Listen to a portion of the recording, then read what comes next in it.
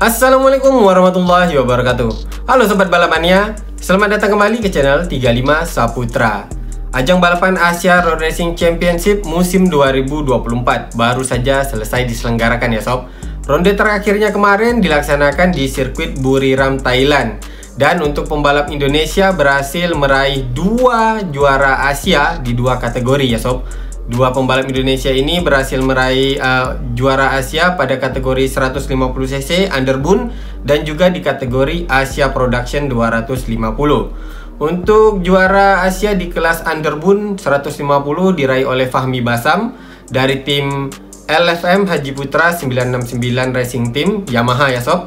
Kemudian untuk pembalap yang meraih juara Asia di kategori Asia Production 250 diraih oleh Herjun Anna Firdaus, pembalap dari Astra Honda Racing Team, senior dari Veda Ega Pratama dan juga dari Muhammad Chandra Ramadipa.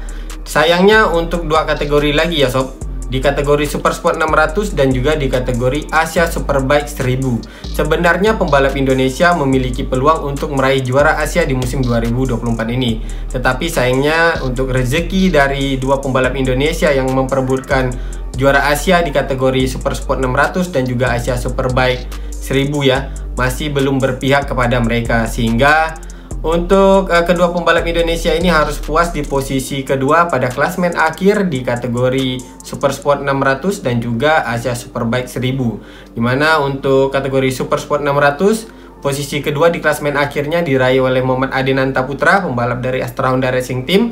Dan untuk kategori Asia Superbike 1000 diraih oleh Andi Farid Isdihar atau dikenal dengan Andi Gilang ya sob, yang meraih posisi kedua di klasmen akhir Asia Superbike 1000 pada musim 2024 ini. Sangat sedikit sob untuk selisih di Asia Superbike di posisi ke-1 dan juga posisi keduanya, karena hanya selisih 2 poin saja dari Andi Gilang. Dan untuk yang meraih posisi ke-1-nya di kategori Asia Superbike 1000 adalah Yuki Kuni, pembalap yang akan menjadi rekan dari Mario Aji pada musim 2025 nanti di ajang balapan Moto2 di tim Honda Team Asia ya sob. Jadi Yuki Kuni akan berlaga di ajang balapan Moto2 pada musim 2025 nanti, tidak akan lagi balapan di Asia mungkin untuk sementara waktu ya, tetapi misalnya di musim 2026 ada pembalap lain yang menggantikan Yuki Kuni ataupun Yuki Kuni masih dipertahankan, maka ya nanti dilihat lagi ya Honda Team Asia apakah masih akan mempertahankan Yuki Kuni di Moto2 atau Yuki Kuni akan kembali lagi balapan di Asia. Akan tetapi ya sob, menurut admin, perebutan gelar juara Asia di ajang Asia Road Racing Championship pada musim 2024 ini yang paling dramatisnya adalah di kategori Underbone 150. Kenapa admin katakan di kategori Underbone 150 di dalam perebutan gelar juara Asia di musim 2024 ini adalah perebutan gelar yang sangat dramatis? Ini dikarenakan ya sob, sebelumnya memang untuk pemimpin klasmen sementaranya dipimpin oleh pembalap dari tim Yamaha LFM Haji Putra 969, pembalap dari Indonesia Fahmi Basam, yang memimpin klasmen sementaranya sebelum ronde terakhir kemarin di Buriram, Thailand sob. Dan di posisi keduanya pada saat itu ada Akid Aziz dan juga di posisi ketiganya ada Aditya Fauzi. Selisih poin mereka juga tidak terpaut begitu jauh. Namun sayangnya sob, pada saat race ke-1 di ronde terakhir kemarin di Buriram, Thailand, Fahmi Basam yang pada saat itu memimpin di klasmen sementara malah terjatuh di tikungan terakhir, di lap terakhir di race ke-1, sehingga membuat Akid Aziz yang pada saat itu berada pada posisi kedua di klasmen sementaranya naik ke posisi ke-1 menggantikan posisi dari Fahmi Basam. Sehingga pada saat itu mungkin banyak yang berasumsi ya bahwa peluang dari Fahmi Basam ini sudah habis, sudah selesai di dalam memperebutkan gelar juara Asia di musim 2024 ini, karena pada saat Akid Aziz merebut posisi ke-1 di klasmen sementaranya ya, pada saat race ke-1-nya Akid Aziz berada di podium, sehingga membuat poinnya dengan Fahmi Basam terpaut cukup jauh. Tetapi begitulah ya sob, kalau namanya rezeki, apabila dia sudah tertakar maka dia tidak akan tertukar.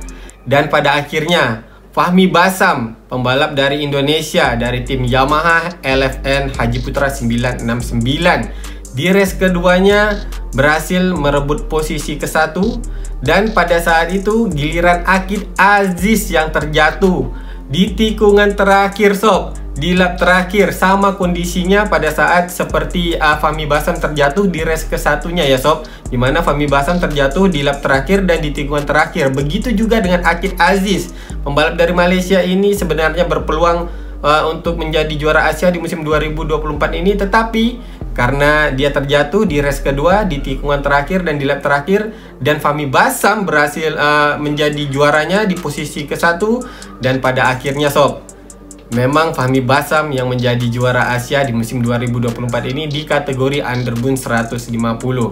Memang luar biasa ya sob. Kalau menurut admin ini sangat dramatis, karena sudah banyak yang berasumsi pada saat race ke-1 ketika Fahmi Basam terjatuh, maka peluang dari Fahmi Basam dan juga tim Yamaha LFM Haji Putra 969 sudah habis di dalam memperebutkan gelar juara Asia. Tetapi kalau jalur langit sob, kalau jalur langit yang sudah bekerja, karena kalau dilihat ya sob, admin melihat bagaimana Haji Putra 969 ini ketika dia melakukan ibadah di pedok ya sob, pada saat ronde terakhir di Buriram Thailand, karena beliau langsung hadir nih sob, langsung hadir untuk mendampingi timnya pada ronde terakhir. Dan memang luar biasanya kalau manusia sudah berusaha tetapi keadaan sepertinya tidak mendukung.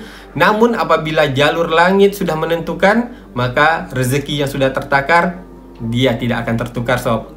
Dan selamat admin ucapkan untuk tim Yamaha LFN Haji Putra 969 dan juga Fahmi Basam, pembalapnya, pembalap dari Sulawesi yang berhasil menjadi juara Asia di kategori Underbun 150 pada ajang Asia Road Racing Championship di musim 2024 ini sob.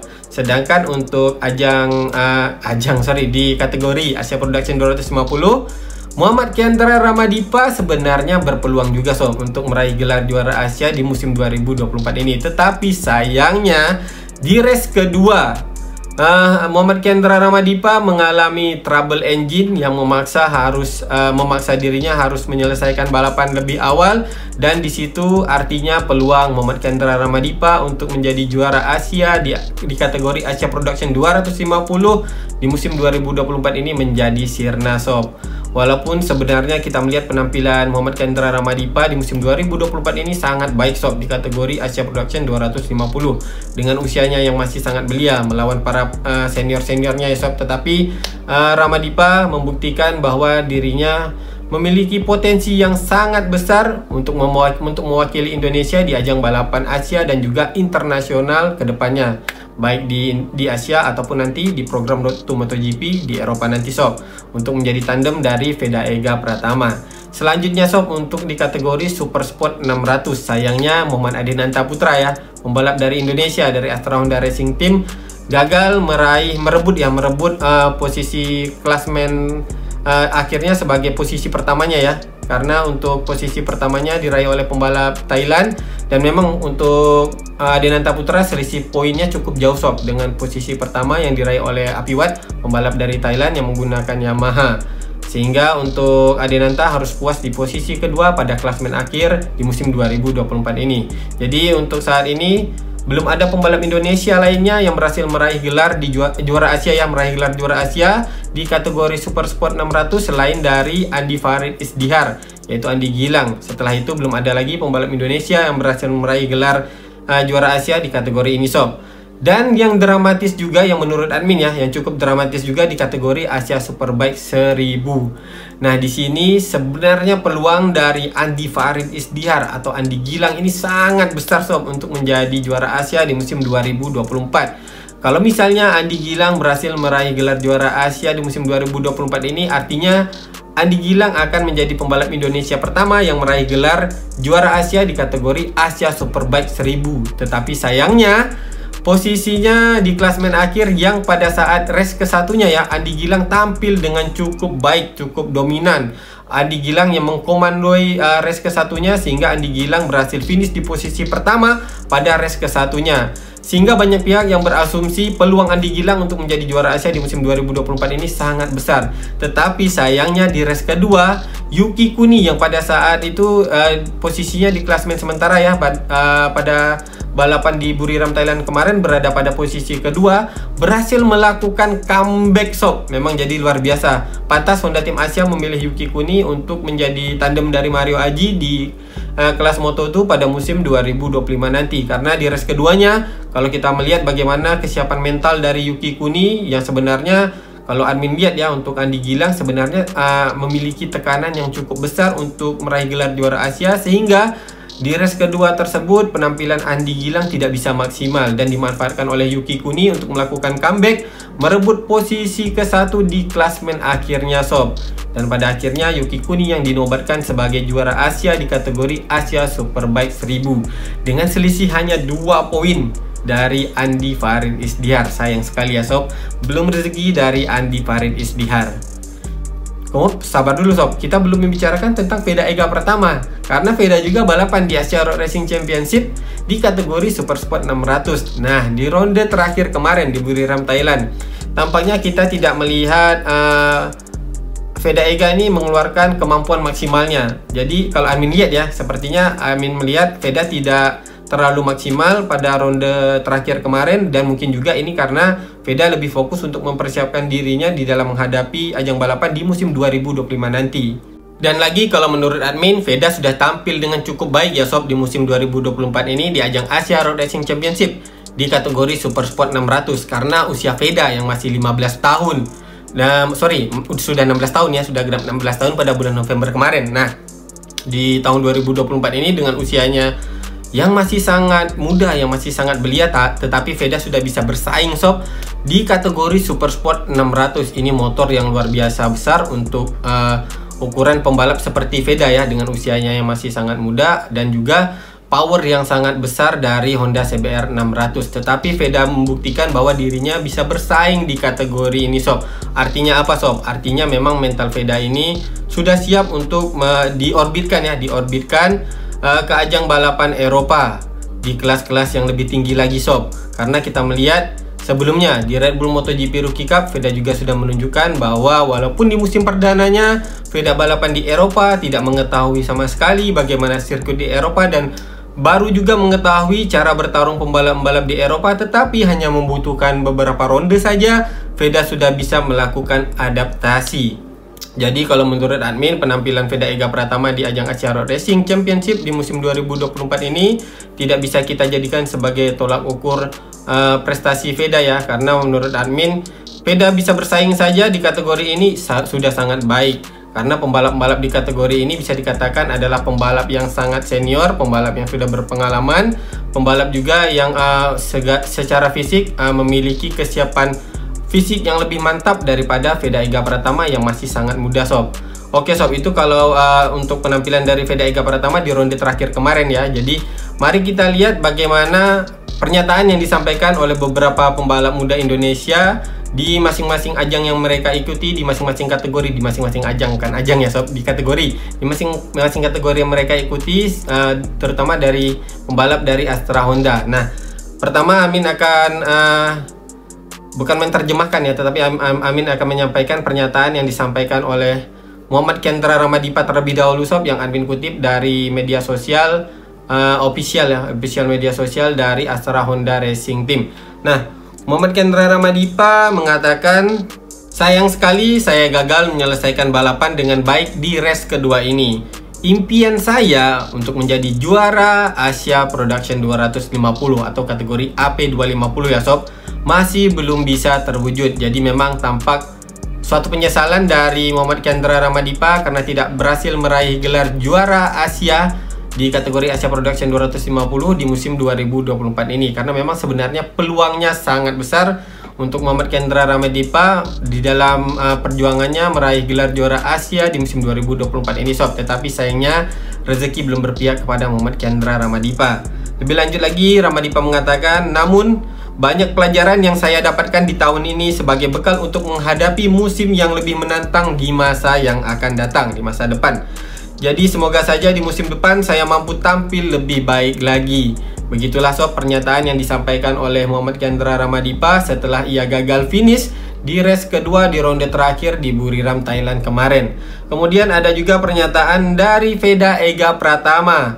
Veda mengatakan, mohon maaf saya tidak bisa menyelesaikan balapan hari ini.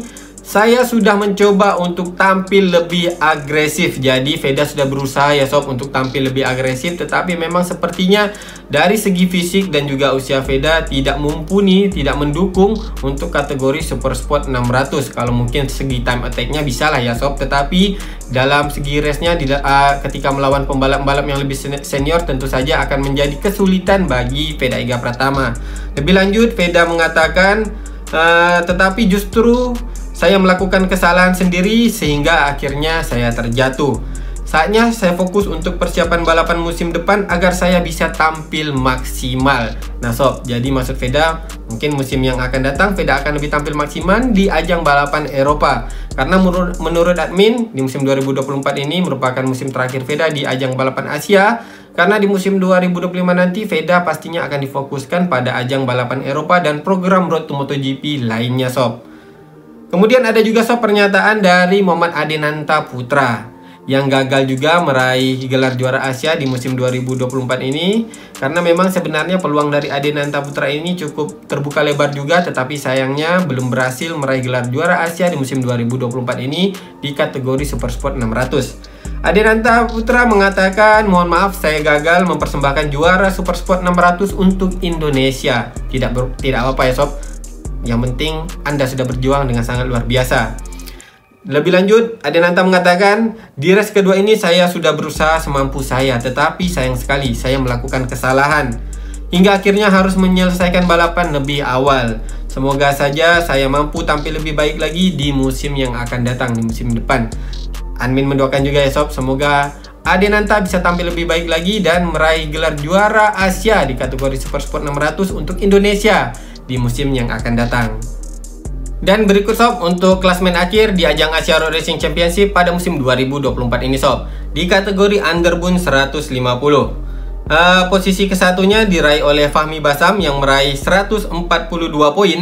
Di posisi keduanya ada Muhammad Akid Aziz, pembalap dari Malaysia yang meraih 131 poin, selisihnya 11 poin dari Fahmi Basam, sehingga Fahmi Basam dinobatkan sebagai juara Asia di kategori Underbun 150 pada musim 2024 ini. Di posisi ketiganya ada Aditya Fauzi, pembalap dari Indonesia yang meraih 125 poin. Kemudian di posisi keempatnya ada Murobil Fitoni, pembalap dari Indonesia juga yang meraih 119 poin. Ini rekan satu tim dari Fahmi Basam ya sob, di tim Yamaha Eleven Haji Putra 969. Kemudian di posisi kelimanya Gupita Kresna Wardana, pembalap senior di kategori Underbun 150 pada ajang Asia Road Racing Championship. Dulunya pernah membela Kawasaki yang pada saat itu motornya satu-satunya pembalap yang menggunakan motor Kawasaki di kategori Underbun 150. Admin sangat ingat pada saat itu bagaimana perjuangan dari Gupita Kresna menggunakan motor Kawasaki melawan pabrikan lainnya yang sudah lama eksis di ajang balapan Asia Road Racing Championship. Kemudian di posisi keenamnya ada Nazirul Izzat. Nah ini sebenarnya juara Asia di musim sebelumnya di kategori Underbun 150. Nazirul Izzat meraih poin 96 di posisi ke-6 ya. Kemudian di posisi ketujuhnya ada Husni Zainul Fuadzi, pembalap dari Indonesia yang meraih 76 poin.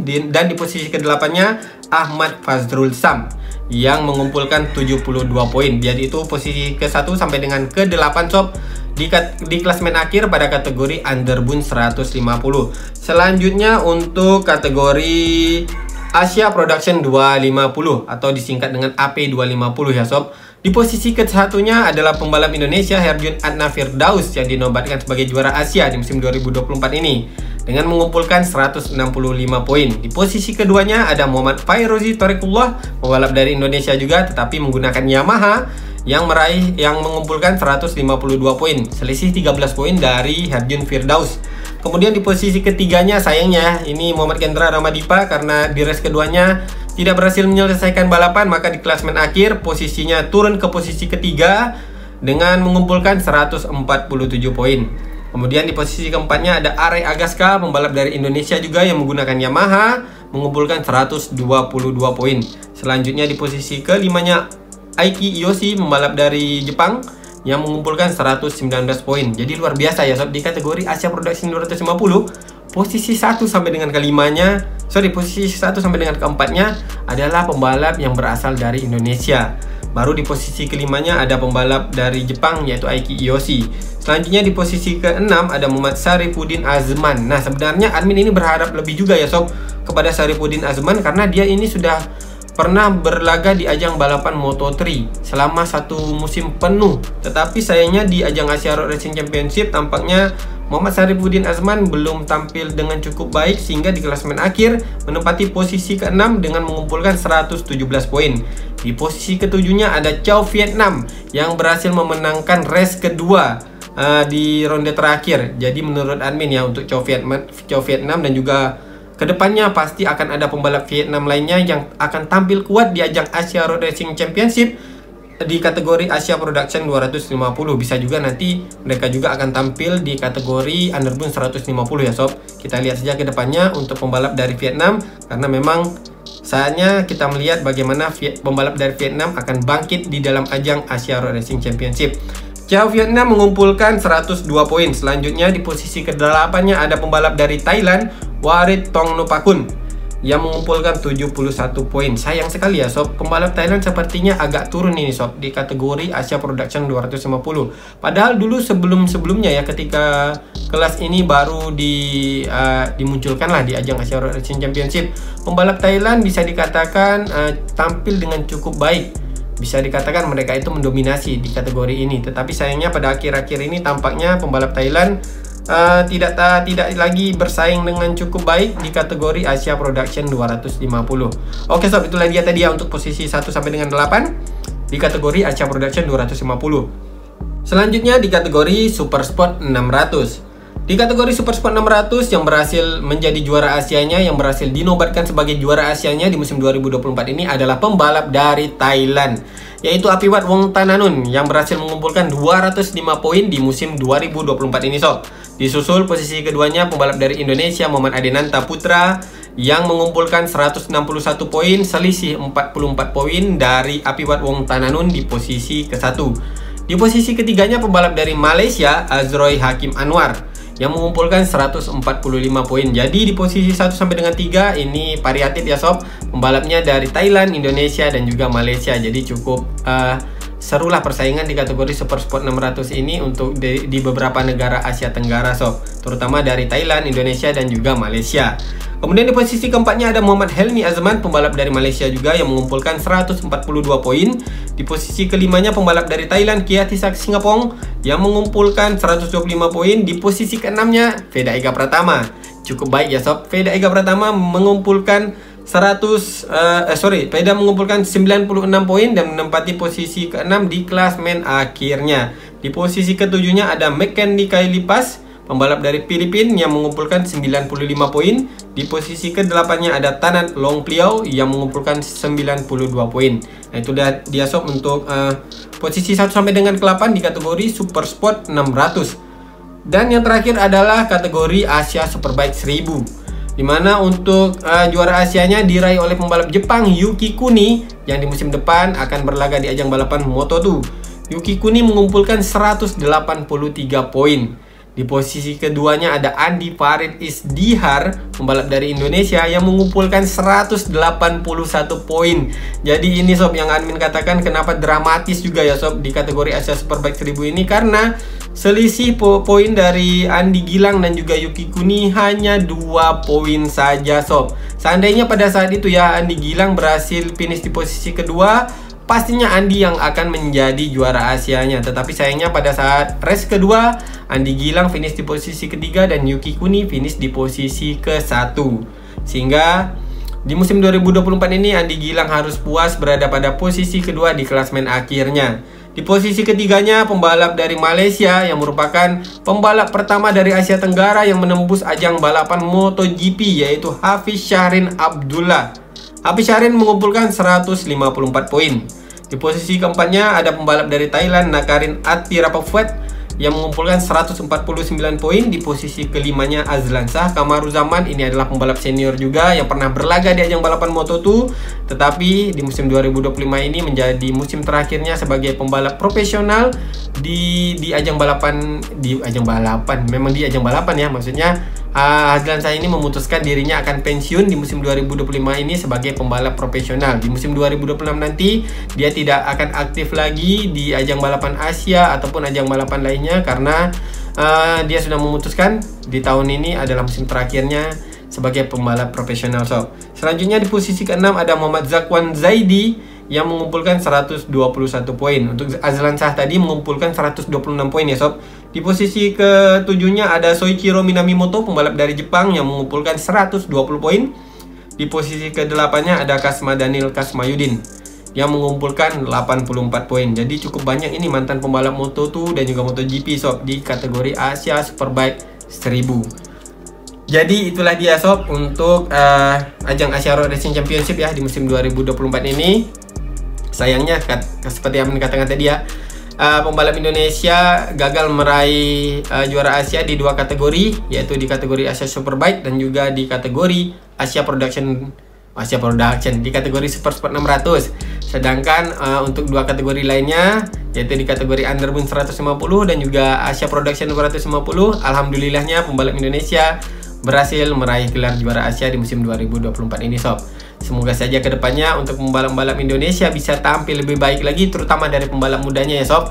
Entah itu mereka di ATPM merah ataupun ATPM biru, sama saja menurut admin. Tetapi yang penting adalah bagaimana mereka membela nama Indonesia di ajang balapan Asia ataupun nantinya di ajang balapan internasional lainnya, sehingga bisa mengibarkan bendera merah putih di podium tertinggi. Oke sob, itulah saja untuk pembahasan admin di video kali ini ya sob. Apabila sobat-sobat balapannya senang dengan penjelasan admin, bisa di subscribe, share, dan juga like. Apabila ada kesalahan di dalam penyampaian admin di video kali ini, admin mohon maaf yang sebesar-besarnya, karena kesempurnaan hanya milik Allah sob. Kalau admin adalah tempatnya kesalahan.